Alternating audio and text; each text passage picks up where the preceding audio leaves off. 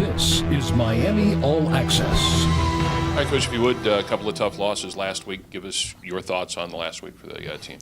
Well, I thought obviously, heading into the Central Michigan game, I think one of the things you hope is that you're able to play with some confidence and be ready to go after, being able to find a way against Eastern Michigan. And, of course, we get up to Central Michigan, and from an offensive standpoint on their part, quite frankly, we ran into a buzzsaw. I mean, the way they shot the basketball was really unbelievable, something I've never seen in all my years of coaching. I think if you take a look at our numbers, as we've said before, where we were from the field and how well we shot the ball from three and the free throw line, and the score, 77 points, you think you're going to be right where you need to be on the road. But unfortunately, they just shot it at such a high clip and really just got into such a groove that we just could not keep up with their offensive efficiency. And at the end of the day, that's what won them the basketball game. I thought we came back against Buffalo and were really locked in and played probably our best first half of the season, as well as Central Michigan shoots the ball from the field, from the three-point line.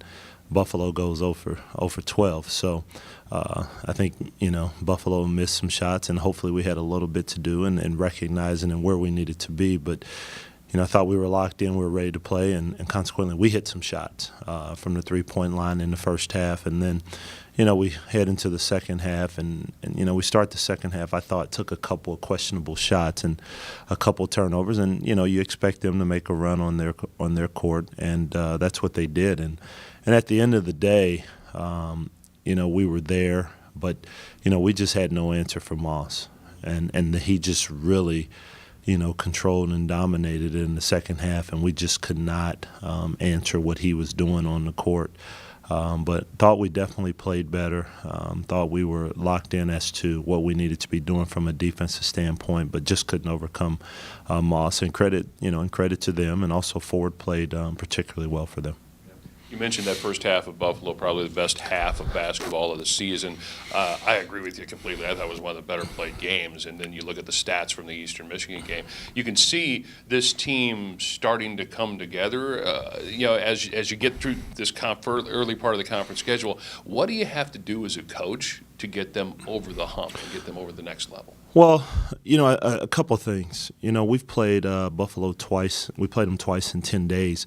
I would tell you they're one of the better teams in the league. And so, when you look at the start of the season, I don't know how many favors we had starting off conference play. But, as you look around the league, there's quite a few good teams. And I think the league's going to be very interesting. And then, Central Michigan comes back and plays extremely well, who's a team that's going to be reckoned with also. So, one of the things I would say is that for this group is to hang in there, because I think we've seen three teams that are very good. Eastern Michigan finally got off the snide. And so as you look at it, we've seen three different styles in many ways. You saw a team that shoots the ball a lot. You saw a team that zones you.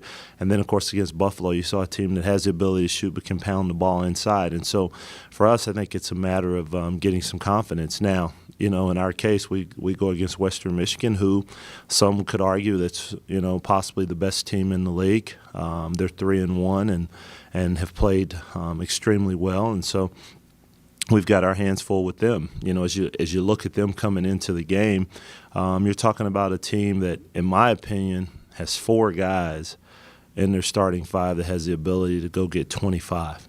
And that's pretty doggone impressive. And so it'd be a good opportunity for us to, really dig in and find a way to win. I mean, you beat Western Michigan, you beat one of the better teams in the league, in my opinion. And I think those are the things that sort of get you on a roll. But, I'm not lost or down on this team. I think we're absolutely playing better. And so now it's just a matter of being able to, find a way to get one. If we're playing extremely well and we go to Buffalo, I don't know if we win the game. Maybe the game's a little bit closer, because at the end of the day, we just couldn't answer Moss. I thought we did a pretty doggone good job against, most of the other guys on their team, but we just couldn't overcome him. You mentioned Western Michigan, a team that just beat Toledo in their building. this is a team that's coming in here kind of on a roll. They suffered one loss in conference play, but Steve Hawkins, every year I see Western Michigan come in, Right. or we go up there, it seems like they're always on a roll. Well, first of all, Hawk does a terrific job. Let's just start there. And then when you look at his nucleus, the returning nucleus, you're talking about Richie, Tava, and Brown. Those three kids are all potential first-team MAC players. And so, certainly a strong nucleus that they bring back. They're a well-coached team. But I think more importantly, they sort of understand who they are.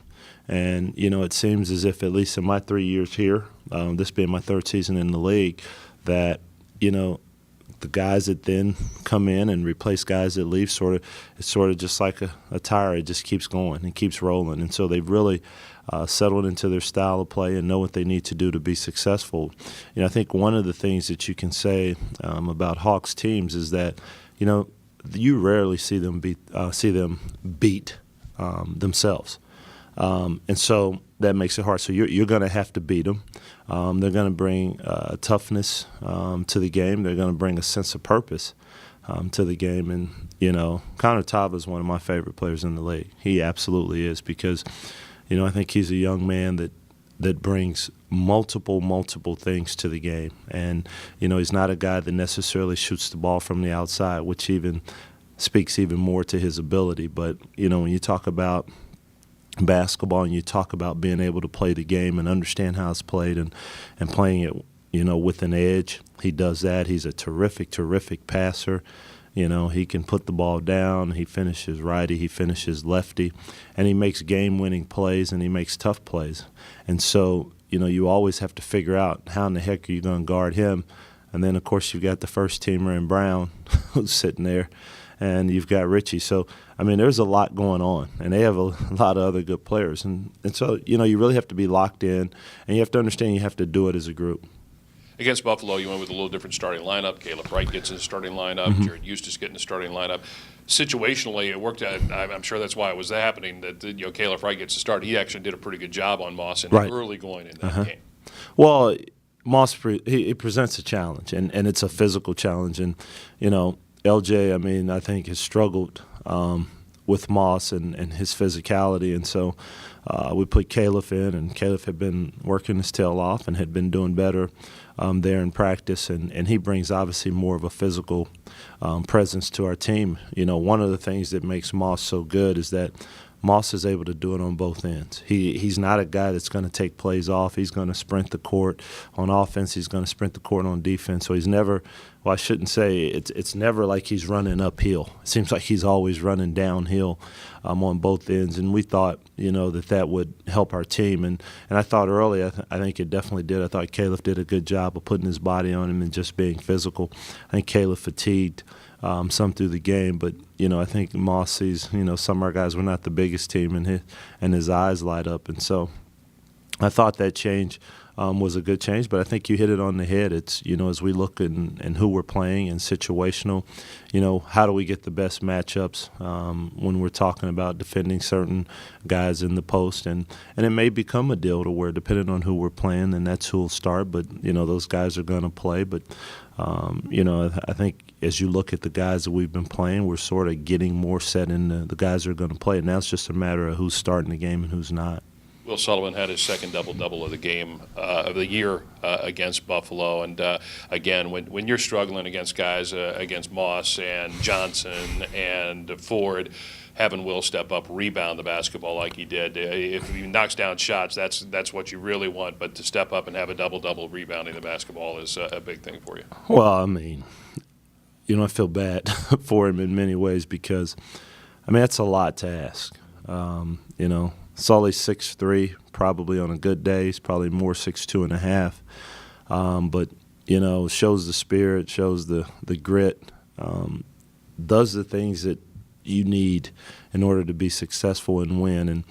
And what happens is when he's doing all those things, rebounding and fighting that physical battle, you wonder if it really is going to affect his ability to shoot the ball through the course of the game late into the second half. But, he just lays it on the line. And and the fact that he gets another double-double just says a lot about him, who he is, what he's about as a player, and what he's about as a person. Pretty doggone impressive, and there's no question there are times you look out there, he's overmatched, whether it's from a height standpoint or whether it's from a weight standpoint. But, somehow he continues to, persevere and always gives his body up to contact and takes some charges that you got to have some courage. I'm from Missouri, but Kansas is right there. We used to say you need to go see the Wizard, and he has obviously been to see the Wizard in his lifetime because he's not afraid of anything. Thank you, Coach. Thank you.